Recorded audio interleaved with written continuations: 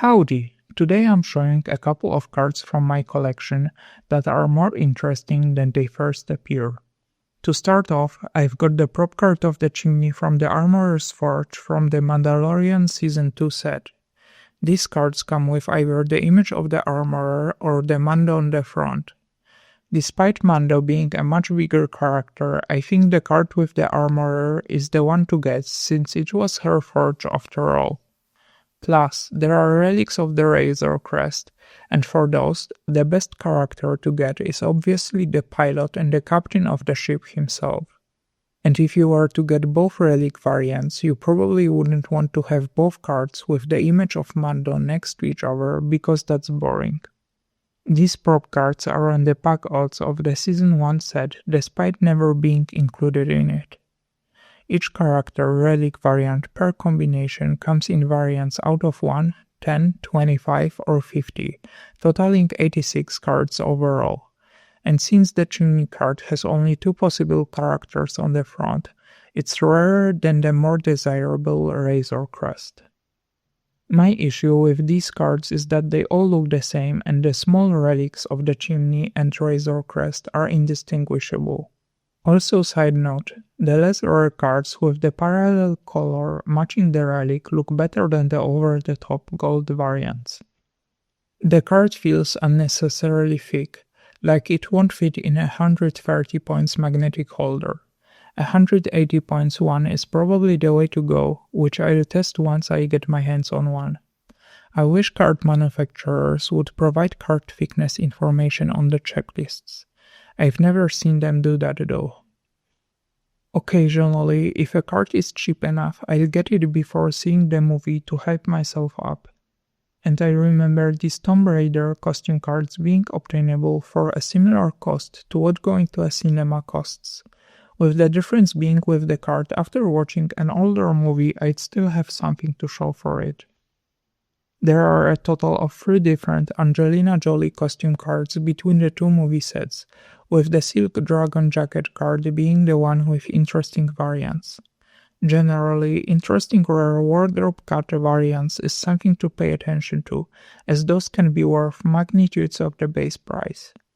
To give you a better idea, when it comes to wardrobe cards, the things to look for include interesting patterns or decorations, signs of weathering or fake sweat, and sometimes even fake blood added by the costume department for certain scenes.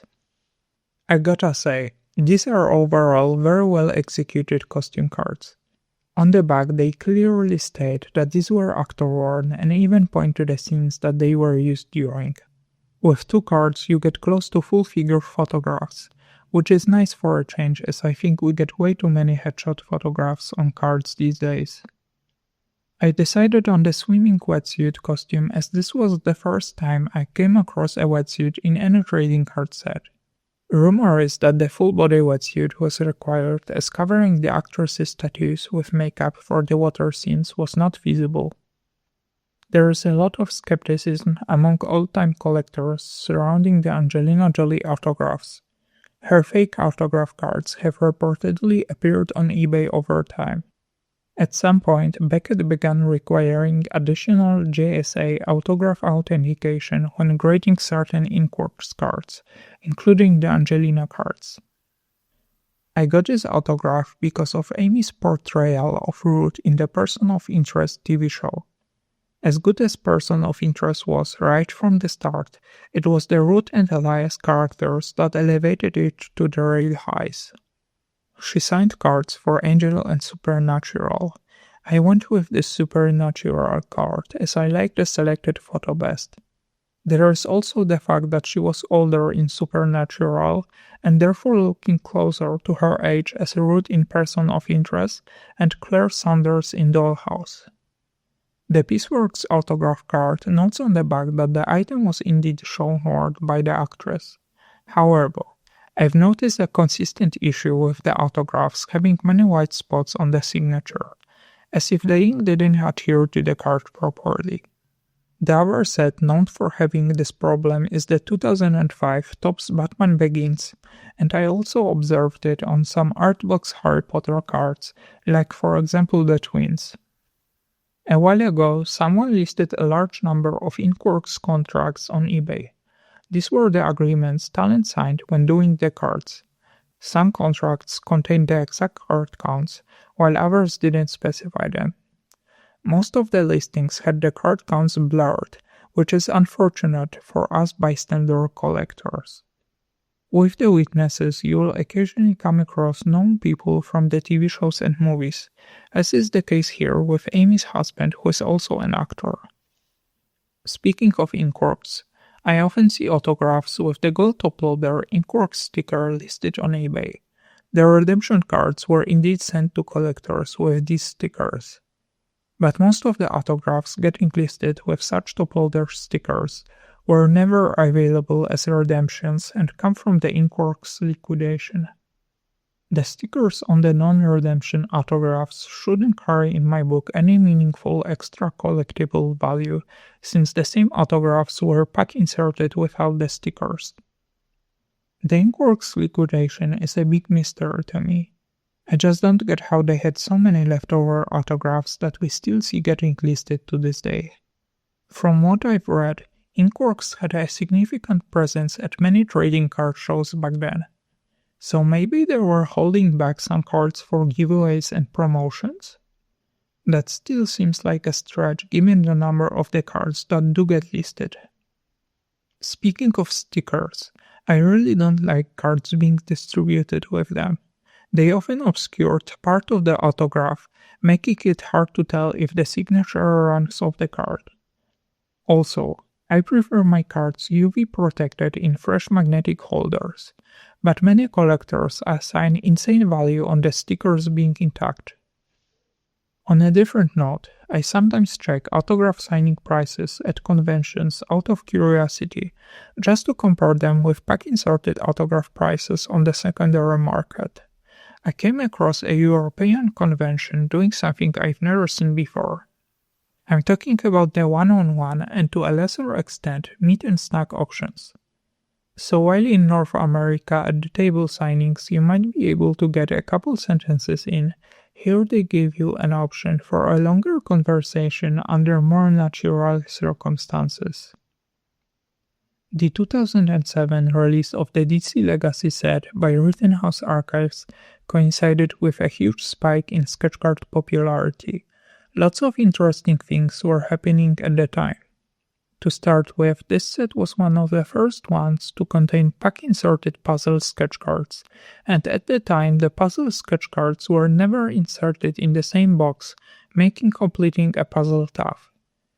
There were oversized 5x7 painted sketch cards distributed as a multi-case purchase incentive. I think you could feel in the air the noticeable industry shift towards high-effort, full-color art cards. On the sketchcollectors.com website, it's one of the most well-photographed sets, with collectors having submitted over 1,000 photos of the sketch cards. My Poison Ivy was done by Alison Son, who drew Ivy for the set both in human and forest green skin variants, as did many other artists.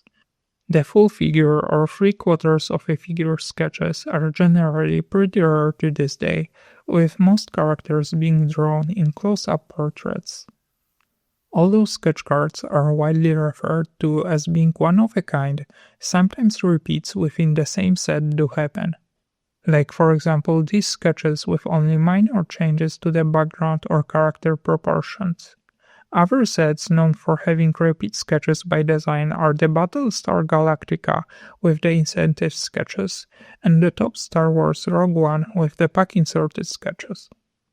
Eventually, the DC sets from Rittenhouse Archives came to an end, and Cryptozoic later picked up the license. The team at Rittenhouse Archives occasionally gives interviews on YouTube that are worth checking out, where they've even discussed the conclusion of the DC sets. Lately, when it comes to the DC universe, Spotify has been at the top of its game with free but converse podcasts/audiobooks. I was especially glad to hear Poison Ivy make an appearance there, as we haven't seen her in anything big on screen for a long time. Collectors often pay attention to the smallest details, much like Harold explores the mathematical constant pi in Person of Interest. As Harold says, contained within this string of decimals is every single other number, your entire life story from beginning to end. For this to be true, pi would need to be what mathematicians call normal. While it's widely suspected to be the case, no proof has ever been found. Given Harold's expertise, it's hard to imagine he wouldn't be aware of that. This leads me to believe Harold either proved it himself or had his machine produce the proof.